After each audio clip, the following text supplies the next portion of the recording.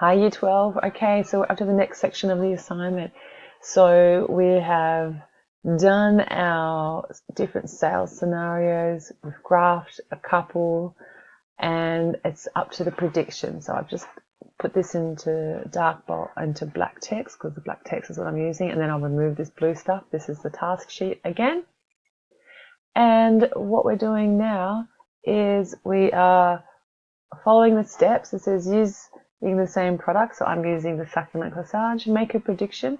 Do not carry out any calculations about the effect of varying the sale price. So I need to predict what will happen if I increase the sale price or decrease the sale price. What will happen to things for my business. And then it says you'll be later verifying your predictions with some mathematical results.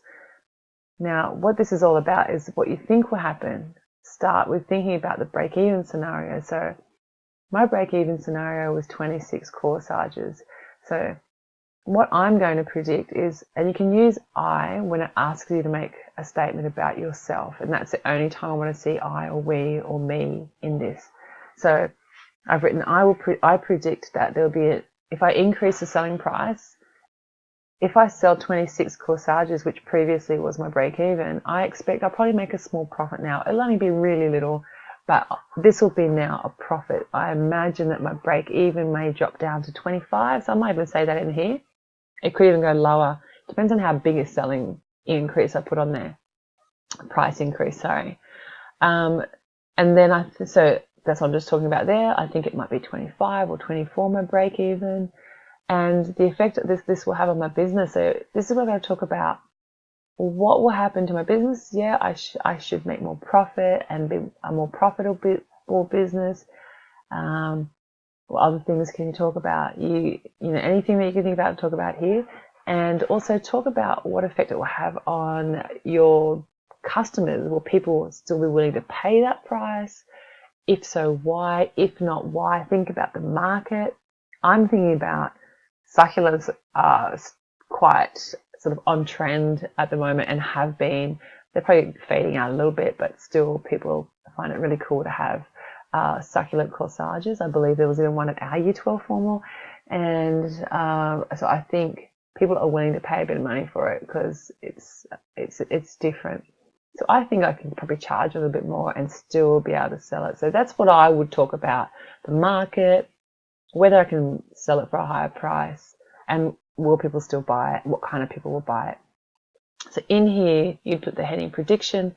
You'd kind of use some of the words that I've used in here, but then expand on the stuff I was just talking about. But talk about in context of your own business, how that will affect it. And then the next part says, write a statement about what you expect will happen if you increase your selling price. So I've talked about that. Then do the same for decreasing the selling price. So I haven't talked about that yet, but you can go in there and repeat the same kind of thing. Talk about if I decrease it, what will happen at 26 corsages? Will that be break even still, or will it be a loss? And then where do you think my break even might be? So just make some predictions about where that break even will move to, what will happen with it. Talk about if I decrease, will I still be able to sell them? Will I sell more? Like I might sell a whole lot more, like significantly more. So therefore, I have to make a whole bunch more, but I'll still be quite profitable. But then when you're making more, you got to think about also the labor, because you've got to make them yourself. So there's a lot you can talk about in there. So a couple of paragraphs. Okay, I've discussed all that stuff. So that really covers this section here. Then put this heading in, varying the selling price. Now this part wants you to, using the same product, so I'm using my succulent corsages, initially assuming the same number of sales, so I'm sticking with 26. Use appropriate technology, so I'll use GeoGebra, that's for you, Harry, to investigate the effect of varying the sale price. So you should consider all of these things when you're doing that. So I'm going to change the sale price. I'm going to increase it because I made a prediction that if I increase it, these things will happen. And I'm going to increase it to $129.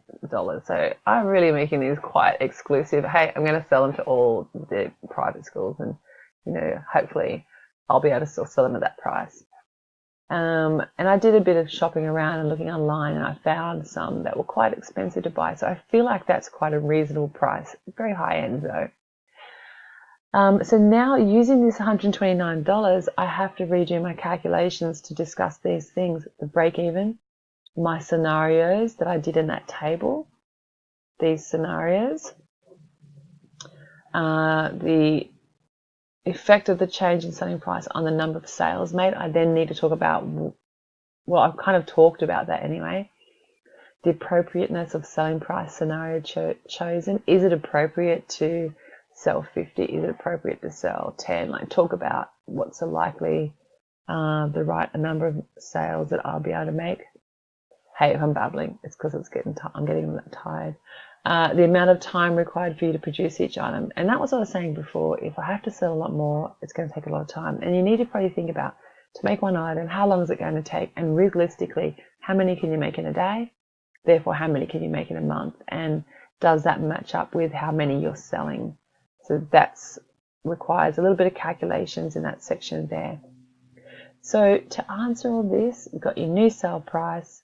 I will actively go and redo my break even for that succulent corsage using my new sale price. I need to change that equation, regraph it, put the graph in.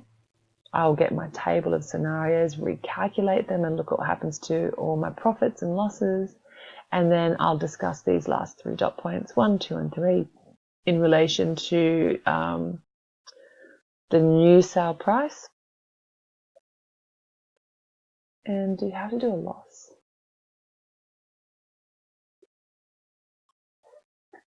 You can do an increase, and you can do a loss if you wish. So I think to cover your bases, you need to do one.